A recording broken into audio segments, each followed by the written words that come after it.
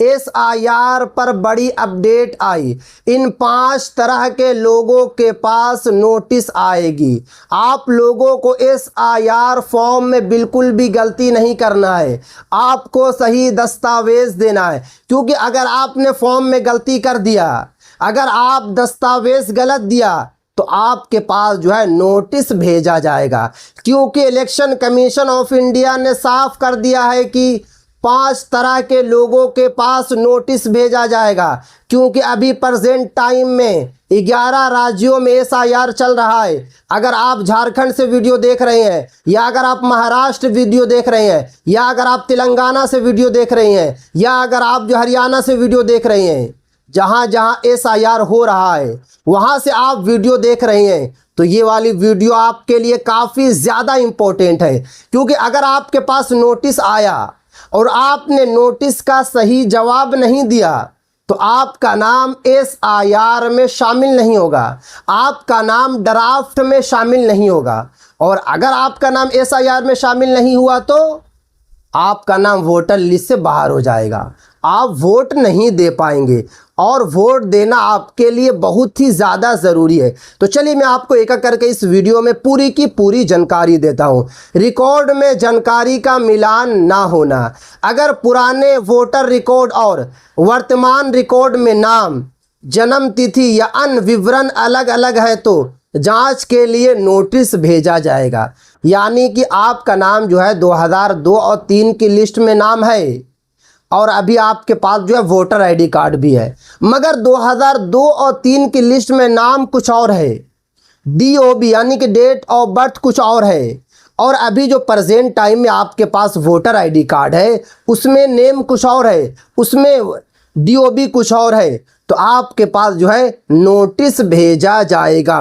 उसके बाद आगे देखिए, दूसरे कैटेगरी के लोग जिनके पास election commission of India notice भेजेगी, परिवार के रिकॉर्ड में असमान जानकारी, यदि माता पिता और बच्चों की उम्र में असमान अंतर दिखाई देता है या परिवार के सदस्यों की जानकारी रिकॉर्ड से मेल नहीं खाती, तो संबंधित अधिकारी जो है स्पष्टीकरण मांग सकते हैं।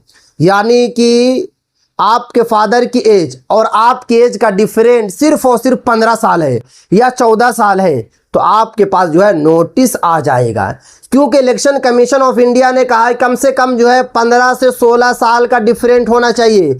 एक मिसाल है कि अगर आपके फादर की पैदाइश 1980 में हुई थी और आपके वोटर ID कार्ड में जो लिखा हुआ है DOB वो 1995 लिखा हुआ है, तो 15 साल का डिफरेंट है, तो आपके पास नोटिस आ जाएगा। अगर 17 साल का डिफरेंट रहेगा, 18 साल का अंतर रहेगा, तो आपके पास जो है नोटिस नहीं आएगा। उसके बाद आगे देखिए, पुराने और नए रिकॉर्ड में माता पिता का नाम अलग होना। अगर पुराने रिकॉर्ड में माता या पिता का नाम अलग है और नए रिकॉर्ड में अलग दर्ज है, तो सत्यापन के लिए दस्तावेज मांगा जाएगा। यानी कि 2002 और 3 की लिस्ट में आपके माता पिता का नाम कुछ और है, और अभी जो आपके पास वोटर ID कार्ड है उसमें कुछ और है, तो आपके पास जो है नोटिस आएगा। नोटिस का कैसे जवाब देना है, क्या करना, पूरी जानकारी मैं आपको इस वीडियो में दूंगा। क्योंकि 11 राज्यों में SIR चल रहा, पल पल की खबर इसी चैनल पर मिल रही है। एक मर्तबा आप लोग चैनल को जरूर सब्सक्राइब करके बेल आइकन को जरूर प्रेस कर लें।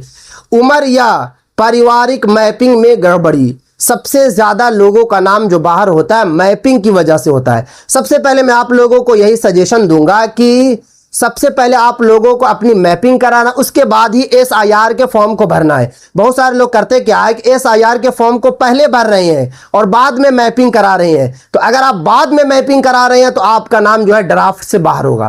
तो पहले जो है आप लोग मैपिंग कराइए, उसके बाद ही आप लोगों को जो है SIR के फॉर्म को भरना है। क्योंकि यहाँ पे बताया जा रहा है कि यदि रिकॉर्ड में उम्र का अंतर संदिग्ध हो, जैसे कि एक मिसाल है, पुराने वाले वोटर लिस्ट में आपकी एज जो है 1980 है और जो नया आपने बनाया उसमें आपने 1990 कर लिया, यानी कि 10 साल का डिफरेंट है, तो आपके पास जो है इलेक्शन कमीशन ऑफ इंडिया के द्वारा नोटिस भेजा जाएगा।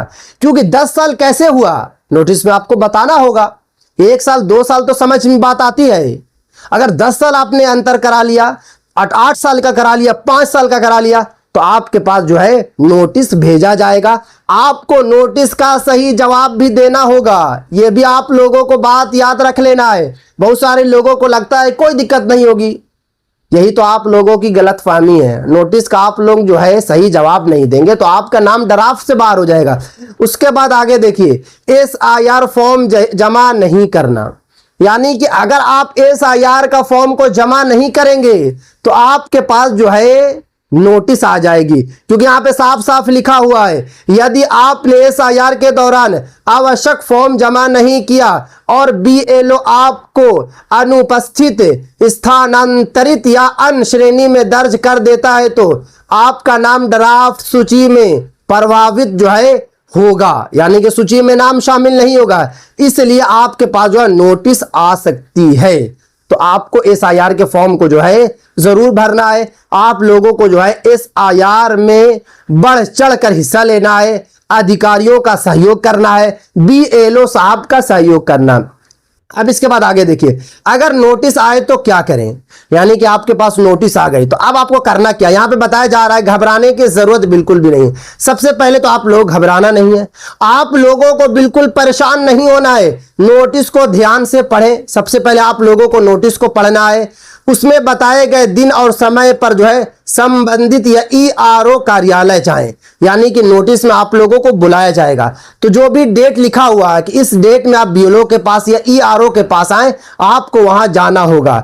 मांगे गए सभी आवश्यक दस्तावेज साथ लेकर जाएं, और जो भी आपसे दस्तावेज मांगा जाएगा, जैसे कि अगर आपसे मांगा जाएगा जन्म प्रमाण पत्र, पासपोर्ट, निवास प्रमाण पत्र, 10 की मार्कशीट या पेंशन कार्ड या 1987 से पहले वाला कोई भी दस्तावेज, तो वो आपको लेकर जाना होगा। आप लोगों को आधार कार्ड नहीं लेकर जाना है। जो नोटिस में मेंशन होगा, जैसे कि अगर वहां पे लिखा होगा कि आपको जन्म प्रमाण पत्र देना है तो आपको जन्म प्रमाण पत्र ही देना होगा। अगर आपने जन्म प्रमाण पत्र की जगह पर आधार कार्ड दे दिया तो आपका नाम SIR से बाहर। उसके बाद आगे देखिए, जांच पूरे होने के बाद अधिकारी नियमों के अनुसार अंतिम निर्णय लेंगे, और फिर अंतिम निर्णय लिया जाएगा। ये मत सोचिएगा कि हमने ये नोटिस के बाद दस्तावेज दे दिया, BLO के पास चले गए, ERO के पास चले गए तो मेरा नाम शामिल हो जाएगा। नहीं, यहाँ पे साफ साफ बताया जा रहा है कि अंतिम फैसला अधिकारी लेंगे कि आपका नाम ड्राफ्ट में आना चाहिए या फिर नहीं आना चाहिए। तो जल्दी से जल्दी जितने भी हमारे भाई हैं, बहनें हैं, बुजुर्ग हैं, आप लोग SIR के फॉर्म को भरें, सही तरीके से फॉर्म भरें और पहले मैपिंग करवाएं, उसके बाद ही आप लोगों को फॉर्म भरना है। आधार कार्ड बिल्कुल नहीं देना है, क्योंकि आधार कार्ड को लेकर सुप्रीम कोर्ट में बात चल रही है, दायर पे दायर हो रही है, इसलिए आप लोग आधार कार्ड बिल्कुल ना दें। भले 12th डॉक्यूमेंट्स आधार कार्ड को बताया गया है, फिर भी मैं आप लोगों से यही रिक्वेस्ट करूंगा कि आधार कार्ड को आप लोगों को जो है बिल्कुल नहीं देना। तो ये थी आज काफ़ी इंपॉर्टेंट वीडियो। अस्सलाम वालेकुम।